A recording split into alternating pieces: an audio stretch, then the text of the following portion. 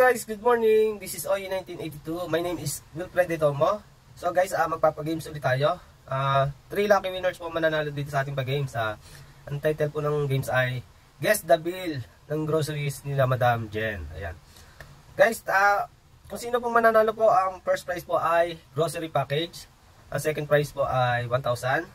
Ang third prize po ay 500.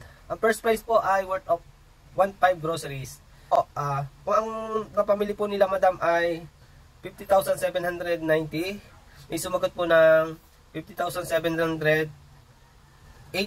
Yung pinakamas malapit, siya po yung mananalo ng 1,000. Kung sino naman po yung medyo malayo, sumunod po doon sa mananalo po ng 500.